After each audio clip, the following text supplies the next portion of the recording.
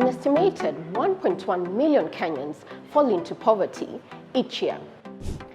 And that's because of healthcare costs. Would SHA, SHIF, UHC change that, or is there more? Or perhaps, what's the difference between a pharmacy with a Blue Cross and a Green Cross? What about cancer and the rising incidence amongst the youth? Is it just lifestyle changes, or is there more? Women's health, men's health, your children's health, the economy, this and more awaits you on season 2 of Kenya's favorite health podcast. My name is Dr. Ryan Gitau, and welcome to season 2 of the One Health Lens podcast.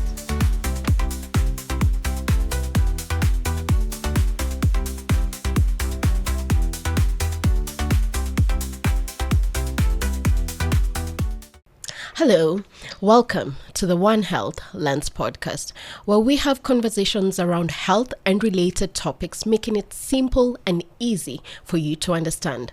I'm your host, Dr. Ryan Gitau. And I am Dr. Simon Moshara Kigodu. He's around too. Today we're having a conversation around digital health and how it relates to universal health coverage. I mean, there's the Act, there's a superhighway, and in studio with us, we have an expert who's going to simplify it all for us. Doc, you want to introduce yourself? Thank you very much, Diana. My name is Dr. Ryan Nyotu Gitau. By training, first I'm a researcher. Okay. I started with a BSc in science. That's when I started doing experimental research and things like that.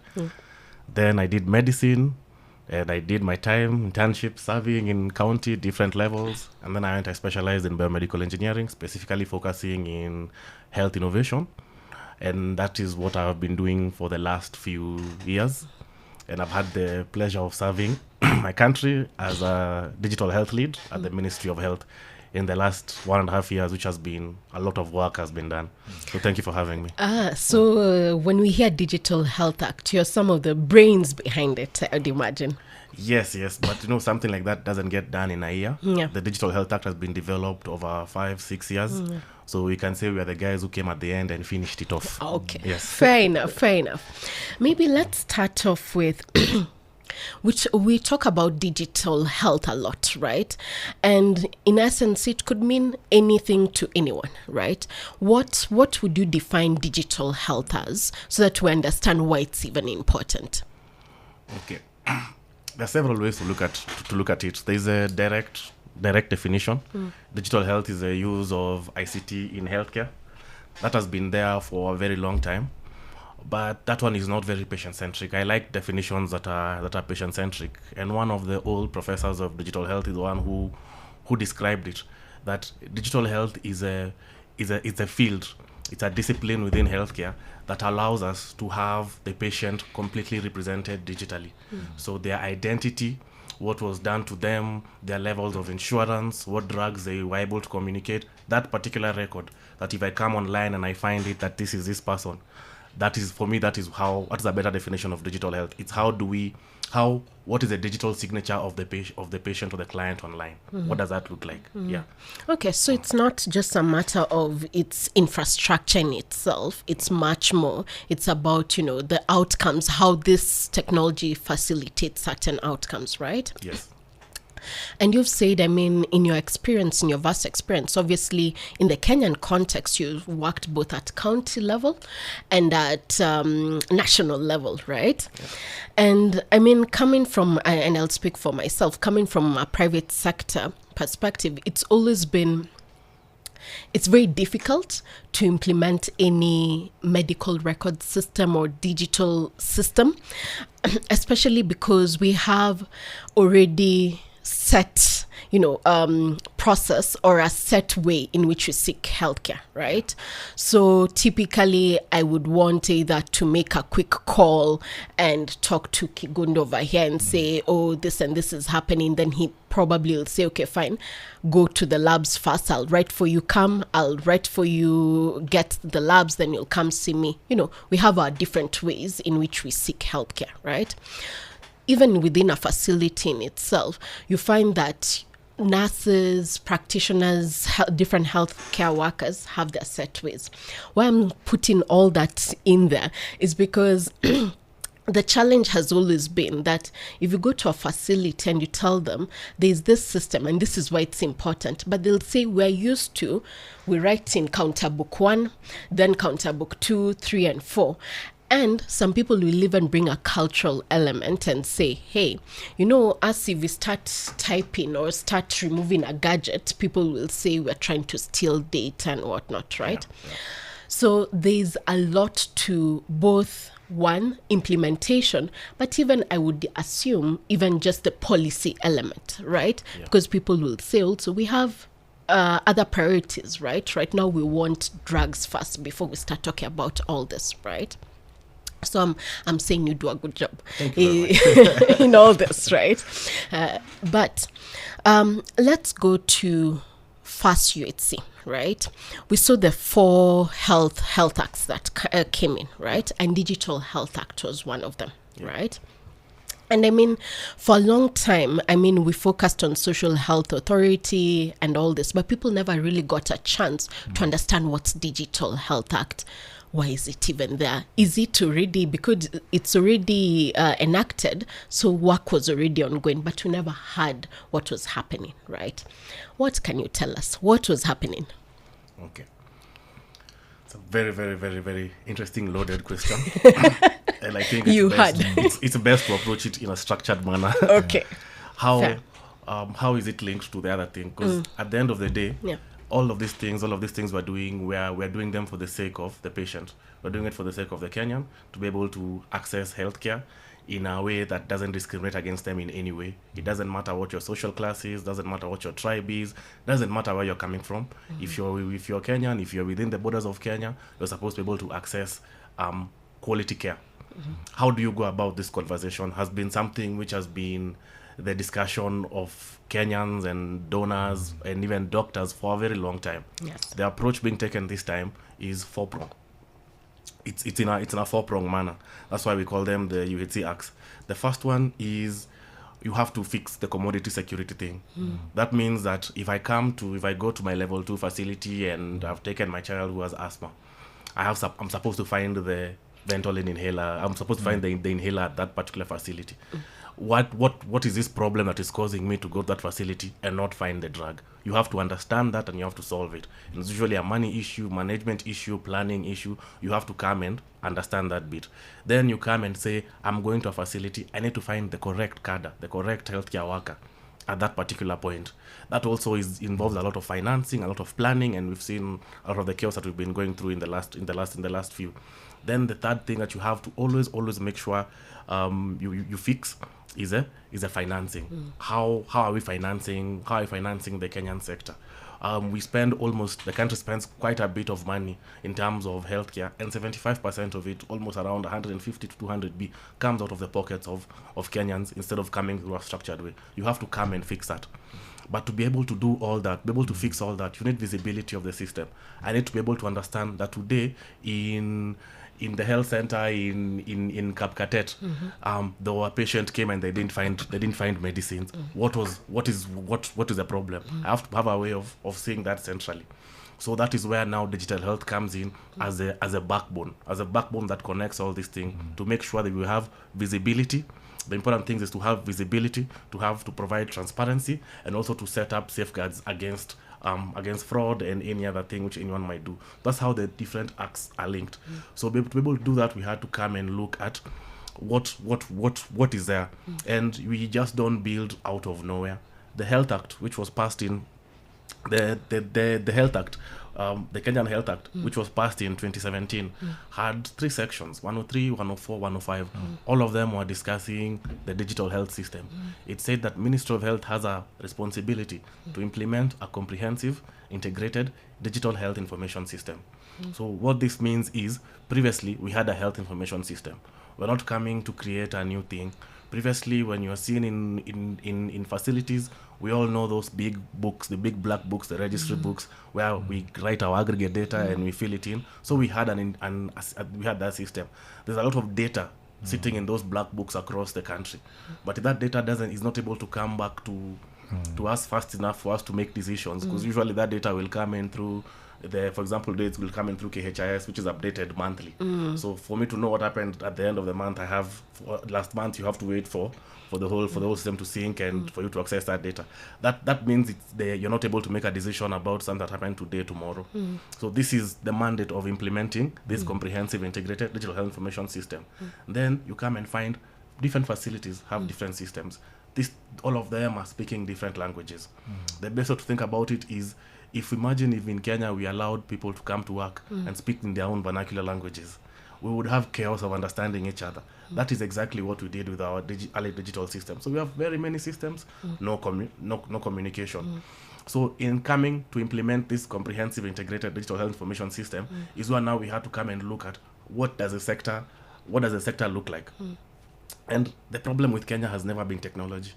Kenyans are very, very, very quick to do technology. Absolutely. I'm sure all of us has a friend who sells even electronic medical record systems. Yeah, like it's a thing. And in Kenya, once someone sees an opportunity here, they will learn how to do it, and they'll go out there and do it.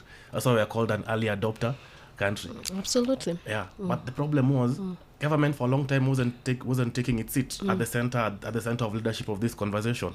So this meant that if I was building a system myself as private sector, I would have to do part of the work government was doing, and that is providing identity management and different things. So what we did is, once we looked at the analysis and we saw the main problem we have is not an absence of technology, rather a fragmentation of technology, then the approach you take is one to defragment. And to defragment now is the work that has been done over the last year, and that is even the basis of the act. What do I mean by defragmenting?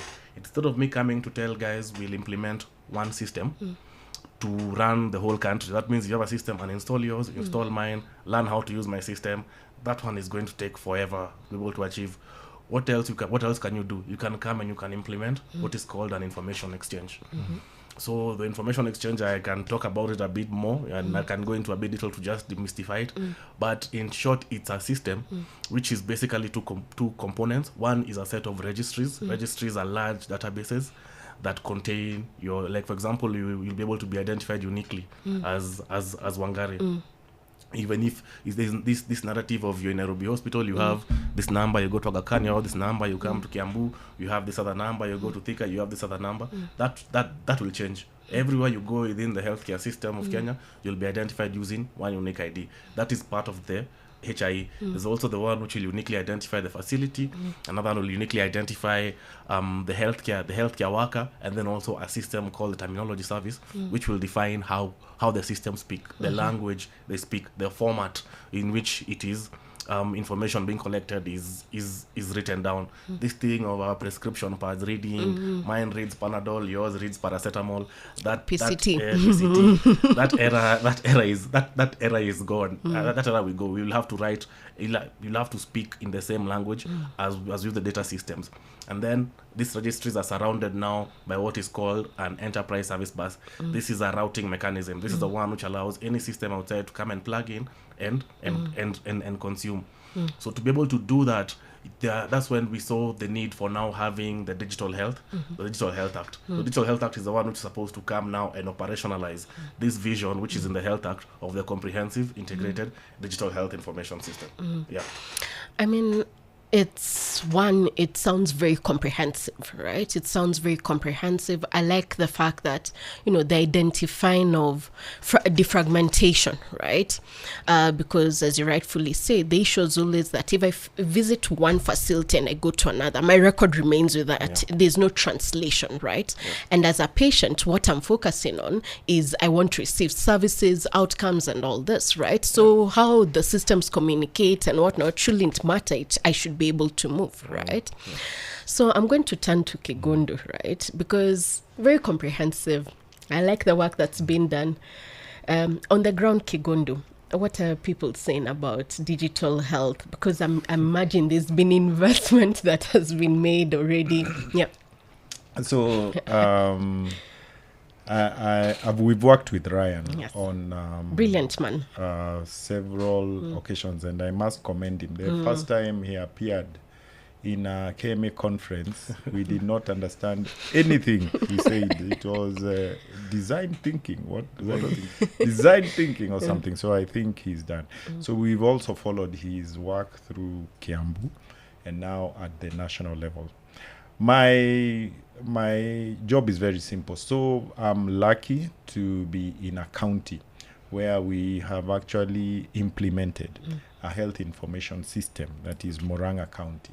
So, and the concept, without too many details, is that like if I'm the gynecologist, I see patients in the system. We do our rounds in the system. We are generally paperless. And a commendable job done by the governor is that this system has actually been taken down to the lowest level, the dispensary. So as he puts it, our systems in that particular county talk to each other.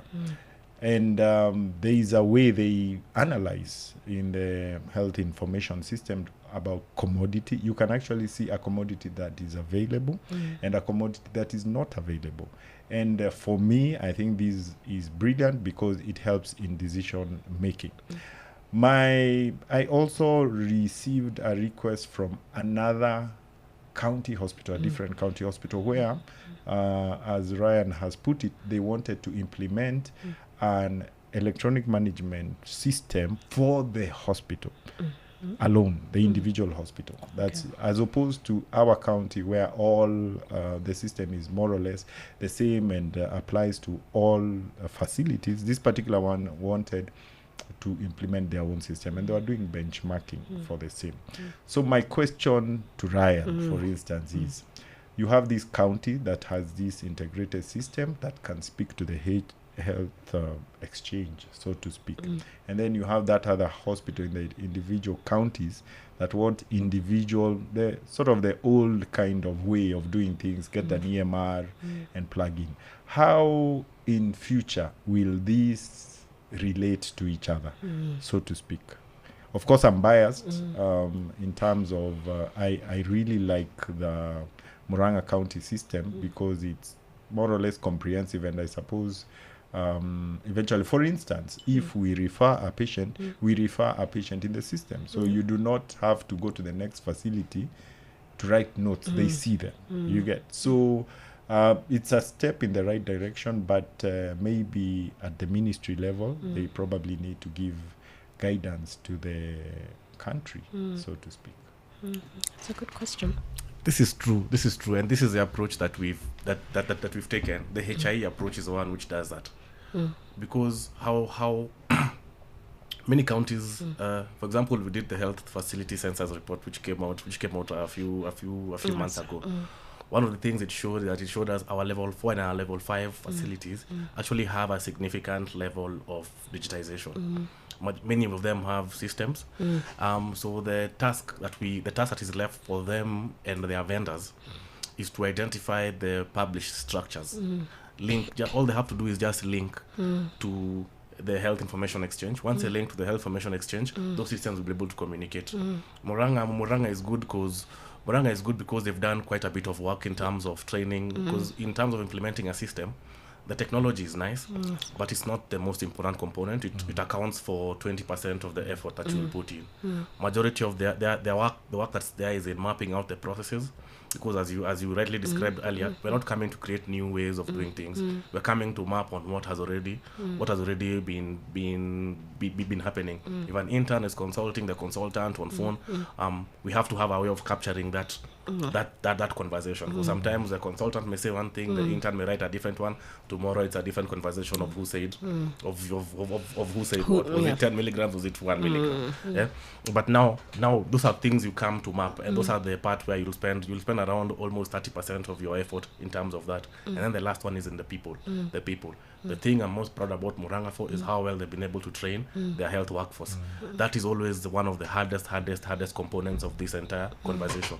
So in terms of that, the health information exchange ensures that any technology solution deployed at a facility will be able to communicate with another one. And there's a whole certification framework which is going to be there. Therefore, that means if I'm a facility owner and I'm talking to a vendor, they must show me that their system is and I'm going to introduce a word, which is a word I hope all Kenyan doctors and healthcare workers will be saying for the rest of our lives: interoperability. They have to ensure that whichever system is being implemented is interoperable with the other systems. If a community health promoter is seeing a household on Ichis and they see this lady needs to be in a facility and they refer them to a level 2 facility in Dr. Gondu's county, Dr. Gondu must be able to see that record somewhere, that there's a patient who comes to my clinic for ANC who's having trouble in this trimester, and the CHP has seen this and said, please go see the healthcare worker at the facility. That seamlessness has to be there. The other part is the Data Protection Act is also one of the most important laws we have in this country. And it does mandate facilities to have a way to transfer my record. Today, if I go to a facility and I say I want my record to be given to me, they have to have mechanisms of doing that. Majority don't have that. What will they start doing? Printing out papers and giving me a large file. They don't have that. The digital superhighway comes to allow them to also do that. So there's also value being given to them. So to answer your question again, the systems will, so long as they connect to the HIE, that is the work. Yeah. Connect to the HIE, that requires you connecting to the APIs. Those ones will be published and just adhering to the standards, that your system has to be in standards.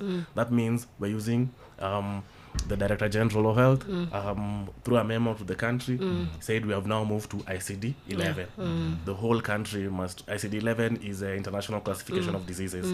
This is a WHO published kind of way to identify a condition. If it's a fracture of the foot, we're all calling it fracture of the foot in this manner. So the country has moved to ICD 11. Every system should be preparing to move to ICD 11. Then that's how it's going to be, and these are going to be part of the services now Ministry of Health offers through the Digital Health Agency to the country. A big way in which health works is that confidentiality. A lot of doctor-patient relationships are based on confidentiality, and a big challenge that is there in terms of using digital systems is data leaks, data breaches, and not complying to basically what we are saying is that your information as a patient can be gotten by someone who is not authorized to get this information. Where is the data? Stored. Where is the data stored? And secondly, It's in a who cloud. is the owner of this data? And what measures are there to, sort of have data protection? And who is accountable for data breaches? This also boils down to an issue we had with e-teams. And in terms of, the authority want information for taxation purposes, but we have not entered into a data confidentiality contract with them, and it becomes very easy. So I think you can touch on that, and I think we've also seen how the Data Protection Act ties in with the Digital Health Act. So Ryan, tell us, how is our data safe? That is my favorite conversation. Is it? Favorite conversation. Okay. Because when I say people, I was talking about technology, processes, people. When it comes to the patient and the end user, the work, or in addition to training them on how to be able to access their own record, is trust. Building trust with systems. And I'm biased. I've been in the world of IT since I was a small kid. I've always found it interesting. I remember the first time I ever entered a hospital, I was doing community service, and my job was to arrange files. I was coming out of high school, been given the job of arranging files in a hospital. I could open the file and read. And that is the state of majority of our hospitals today. There's a cleaner in a facility who has access to that room. There's people, those guys access some records sometimes, and we don't know. So even this fear that the digital system will expose the files more is actually, for me, a misnomer. It's actually a way for us to safeguard it more, because in a digital system I can see who accessed. I know exactly where it is. So long as I design it properly, it's much safer than how we do it. We've all done research in those facilities where you're going to look for a file. You look for a file for weeks. Yes. Why shouldn't you go up? You go and find it in a different ward, True. just somewhere on a table, or a file that are different. Yes. A name. Yes. So the current, it's not.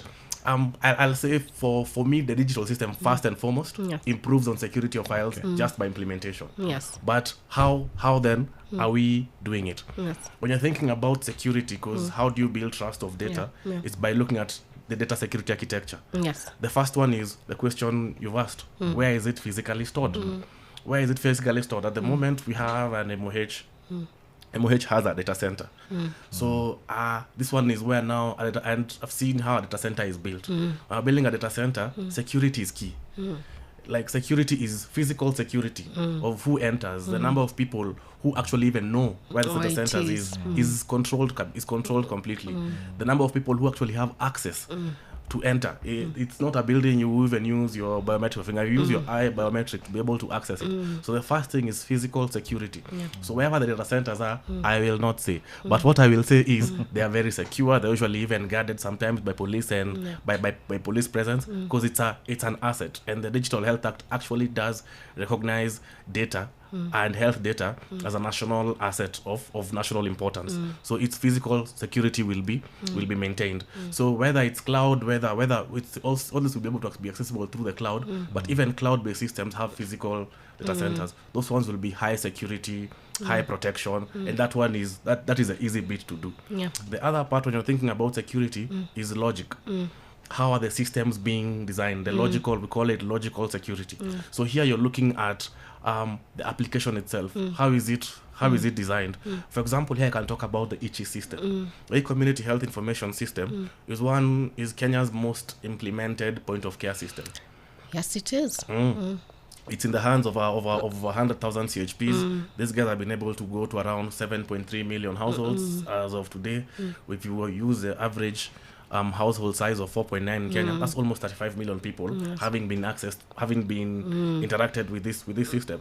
If you were to be able to go and enter even the ICHI's databases physically and go in there, the way the application is, the tables are so separate, you will not be able to link the data yourself. You require the logic in the application to be able to connect it for it to make sense. So even how the system is designed is meant to offer security.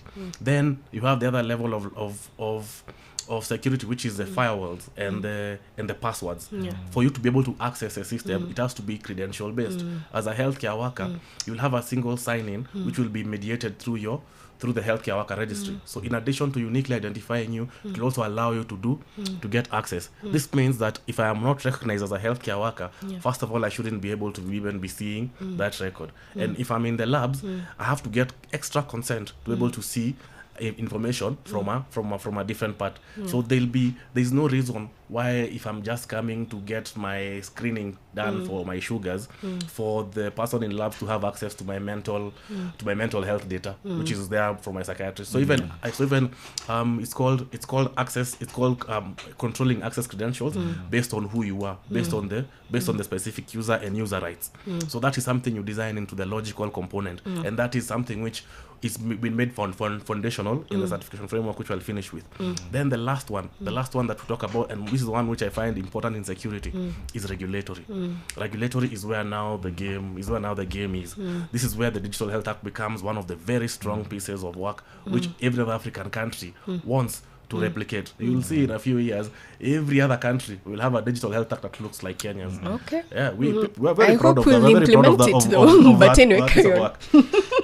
Anyway, so the first one is the Data Protection Act. Yeah. Data Protection Act is one which defines who has access to the data, who's collecting it, the data controller and the data processor. Who are they? What responsibilities do they have? That one is very clear. But now the Digital Health Act went further now to talk about digital health. Who is the owner of your data? Who is the owner of data? Let me say this very clearly. In Kenya, the owner of data is you. Okay. It's me. it is the Kenyan. The Kenyan owns their data. They decide. They have a lot of the work we're doing is to give autonomy to the Kenyan about their own data. However, who is responsible for it? Who is we call this the custodian of data. The custodian of data in Kenya is the office of the Cabinet Secretary for Health. Okay. That is the first person at national level who has control. At county level, there's the county executive committee member for health is the one who has responsibility. So this means that if there is a breach, the CS through now the mechanisms allowed under her is the one who is going to deal with that data breach. So for our case, for example, now the Digital Health Agency, which is now a parastatal, a saga set up under the Digital Health Act as to work with the Minister of Health to support this, are the ones who are going to follow up on the breach. Okay. This means that as we're designing the HIE itself, we should be able to have ways to detect that this is a breach. Because why would a system implemented in a level 2 facility be pulling records of around 10,000 people from like this? There are easy ways to be able to see there's something happening here. Let us go there and talk about them. But then we've gone even further than that. We're publishing security SOPs. The Ministry of ICT has just published the Computer Misuse and Cyber Security and Cyber Crimes Act.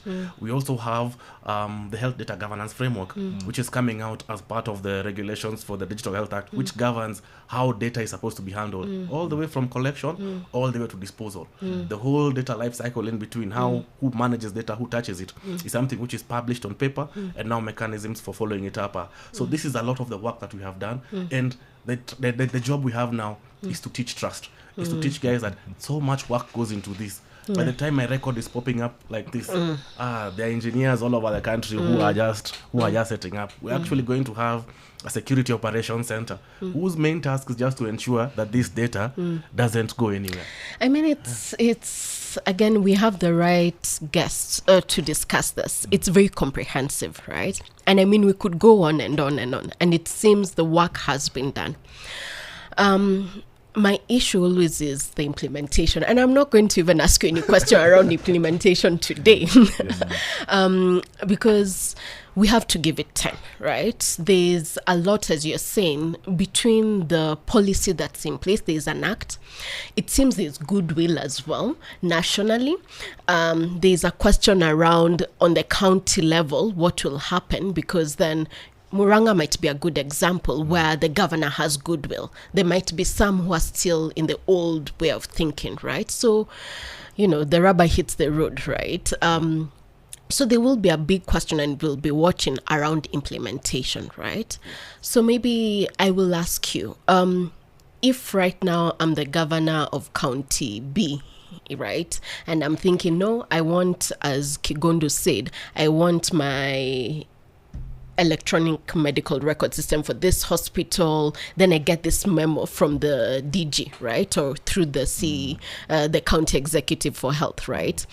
No, DG of health has said that moving forward, we're changing first the nomenclature. This is what we're using, and moving forward, this is how we're going, right? You see, in as much as it's a health directive, fundamentally, it's the governor who will be like, no, but 1, 2, 3, right? In all this, do you have anything to safeguard as a final statement, or is there something you want to tell me as governor of County B to say that, when my CC of health comes, because they've gotten a directive, I should support them? Is there something you want to tell me? Yes. Yeah. Dear Governor. Yes. Don't focus on the technology too much. Okay. Focus on the people Yes. and the processes. First, look at your own team, your own CHMT. Do you have capacity to implement digital health in your county? Who is advising you on which system to pick? Do they have capacity to advise you on that? Do they understand what it is? Because the Digital Health Act was passed in October of 2023. Yes. It spells out what a system is supposed to have. Yes. If a vendor today comes and sells a system to a governor, which is not in line with the current highway, I blame the governor in that situation for not relying on Fair. on their correct teams. That's fair. That In is it. fact, that's fine. It's fine. It's And all they fine. have to do It's is fine. pick up a phone and call the PS or call the It's CS, fine. and In they'll fact, get- no. they'll get Yes, come. support. No, Ryan, it was great to have you. It was great to have you. I mean, truly, it's a shame that as a country we're focused too much on social health insurance act. Yet, I think digital health was one of the better, or clear, or more straightforward. I would say acts, right? And it's very clear how it's a backbone, right? I agree and disagree a bit there. Me too. Yeah, because the problem with the Kenyan health sector for a long time has Yes. been financing. Yes. If you push in more money, Yes. healthcare quality will get better. It's true if we push in more money, but the structure of it, right? The approach that was taken in terms of communicating it wasn't the best, right? So it became, in as much as we had a very good structure in Social Health Insurance Act, right? People became so fixated on the contributions, right? People became fixated on 2.75%, right? Maybe on So his that- final Yeah. statement, can you tell us the link between the Digital Health Act and the social health insurance, or on a final? Last 1 minute. 1 minute. Last 1 minute. Yes. Okay. The Digital Health Act is the enabler of the Social Health Authority. Yes. The problem we had before was we had a mammoth body, which was judge, jury, and executioner. Yes. It decided how guys are going to come in, Yes. how guys are going to be verified, and who's going to be paid. Yes. All that is now going to happen on the digital superhighway. Yes. This means that if a claim was taking 120 days, 90 days, Yes. the highway is meant to come and enable us to do this in a much shorter time. That means finances are going to move faster. That means the whole ecosystem is going to become sustainable. Kabisa, This is the like- guy. this This is the guy. This is the guy. I like Ryan, you must come again. Come again. This is a very long conversation. I have to Cabs- say thank you to you guys. Yeah. One of the main challenges we're having at the moment is how do we teach everyone everything? Absolutely. So having guys like you doing this knowledge Yes. kind of platforms is Yeah. very important. And keep You're- supporting us. Absolutely. Kikondo. The guy. Thank you so much for joining the One Health Lens podcast. We'll see you next time.